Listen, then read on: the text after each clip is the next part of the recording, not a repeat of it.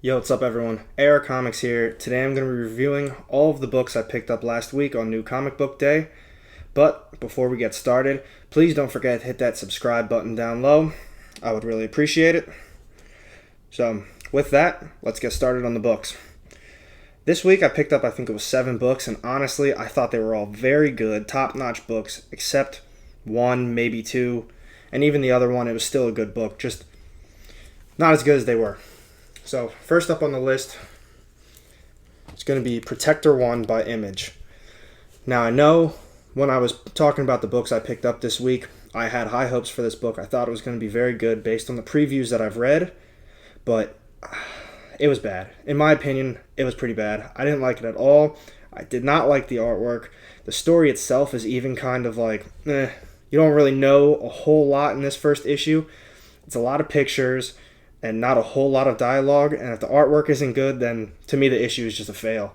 But, so the issue itself, it's about a girl named Mary.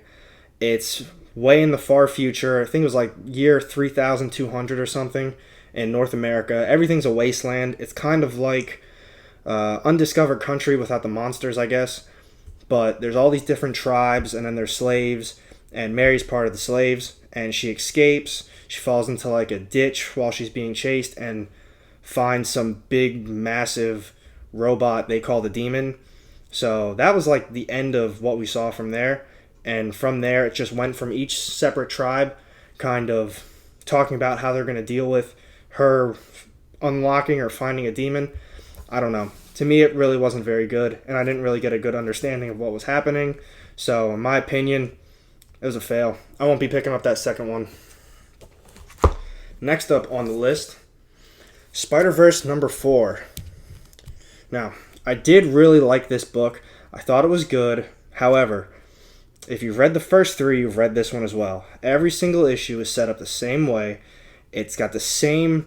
The whole setup is exactly the same as every single issue. Now, if this was a one-shot, I would have really liked it. But it's Miles Morales gets shot into this new universe. He finds the Peter Parker, the Spider of that universe, and they team up and take down some villain. I don't know. It's the same thing, but this time it's in Western times, so it's actually pretty cool. The Spider in this realm was called the Web Slinger, and they also called him, I think it was Ponderosa Parker, and like all the other ones, they teamed up and they took down the Scorpion. It was cool. I really enjoyed it. I thought the artwork was awesome, but it's getting so boring reading the same thing. That's the only thing for this run. Really like it.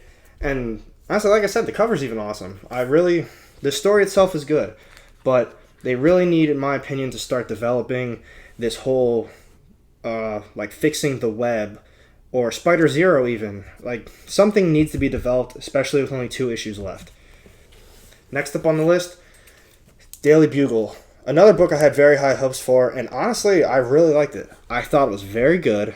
I thought the artwork was great, and it was just like a nice, kind of felt like a tie-in to the Amazing Spider-Man run, but I think it's kind of its own separate entity. I don't think it fits completely in with that, but with that, it's, the Daily Bugle's failing. We're in a digital world. No one reads newspapers anymore. Half the people probably can't even read.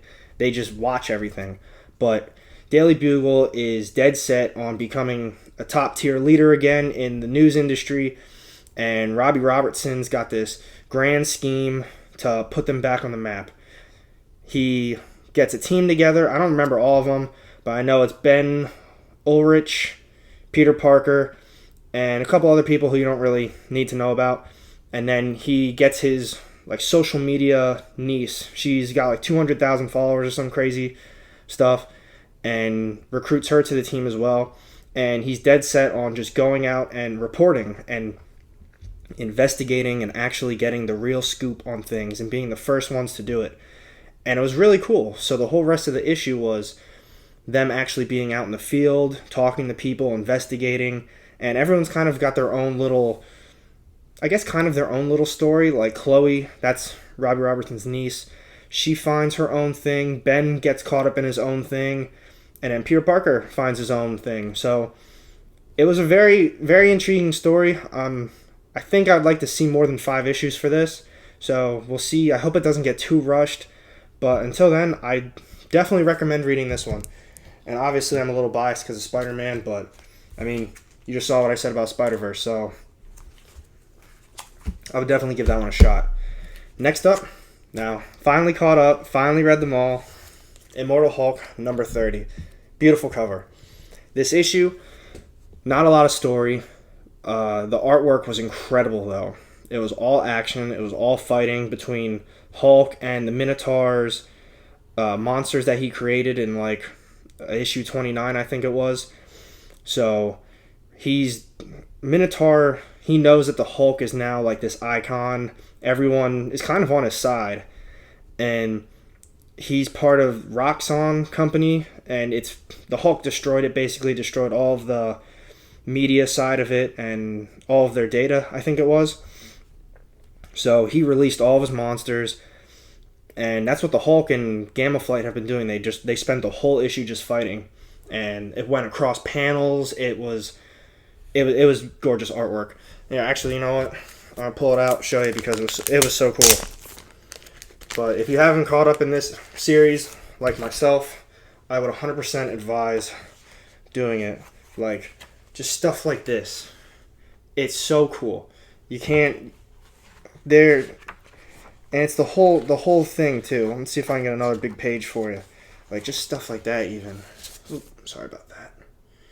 So, I really suggest it. This page is pretty cool, too. And like I said, the run, I don't see why people have been saying it's gotten bad. Maybe a couple issues they took a weird turn, but I don't know. I read all 30 of them pretty much back to back to back, and maybe that's the only problem, is that people don't read them all right away. Because I had the luxury to do that. So I definitely suggest those last 2 issues. Immortal Hulk, it's probably one of my favorite recent runs that I've been reading. And Daily Bugle's a fun one as well. Now, these are my last 2 books that I picked up this week. And I picked them both as my most hyped books in my last video. And they held true. They were both incredible books. The artwork was great. I love the story.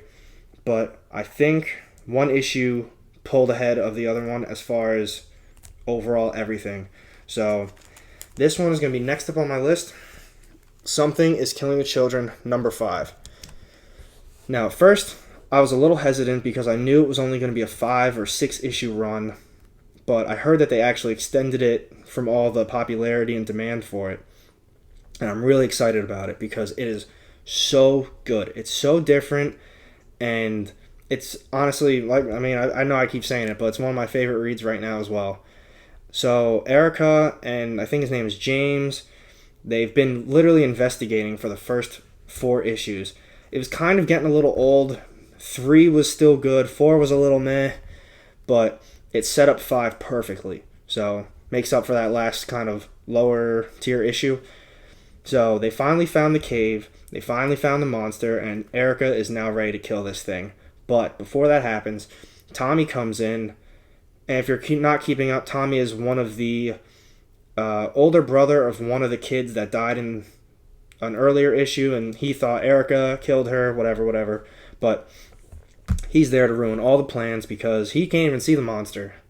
So while Erica's fighting this like invisible thing to him, he ends up just getting in the way, and it goes south pretty quick. But Erica ends up, I think she ends up killing the monster, or it ran off, whatever. But James got shot by Tommy on accident. And Tommy turned into a decent guy, saved a couple of the kids that were still in the cave. And the issue ended with her contacting her other monster hunting people. I don't know what they are, but she said that this is just a nest and that was like the mother monster, and all the kids are released. So it's definitely going to keep going, and I can't wait to read it. It's been great, and I'm really happy they're continuing on with it. Now, my most hyped up book for the week this week. It was incredible. Thor, number 2, by Donny Cates. Absolutely loved this issue. The artwork was incredible. The story was incredible. And Cates has done such a fantastic job with this story so far. This last issue, Galactus came crashing down on Thor and his people. They said there's this like some virus. I don't remember what it's called even.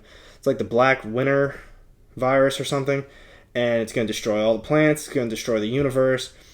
Thor is turned into Galactus' herald, and now they really expanded on that in this issue. We learned, I think it was at the end of the last issue, we learned that Galactus needs like these 5 planets to consume all these new powers to be able to stop it. And we see him on one planet in this issue. It's called Clips. And, Galactus is about to do his thing, eat the planet, whatever. And Thor's like, nah, you're not doing that. You're not killing all these people. And you kind of still see Thor's personality mixed with now Galactus and his personality. And they obviously fight. They fought the entire issue. And you really saw Thor still trying to be that good guy. And he beat up on Galactus for a quick minute before Galactus still got his way. He ended up still eating the whole planet. But Thor saved the people. And it kind of worked out in the end, kind of for both of them. I don't know. But it was awesome. Loved every bit of it. It was an exciting read. I can't wait for the next one. But before that issue ended, Beta Ray Bill got introduced. So he's going to be a new character in the upcoming issues. So that was definitely my most hyped up favorite book of the week. Something's Killing the Children was a nice close-up second, but this definitely edged it out. And those are all the books I picked up this week. I thought they were all really good. I enjoyed reading them all. Besides that one, Protector one. Sorry, Image. I don't know what that book is. Not for me for sure. But I hope you guys like my video. Don't forget to comment, like, subscribe. I'll always return the replies for you. And let me know what other books I should be picking up. On that note, have a good night.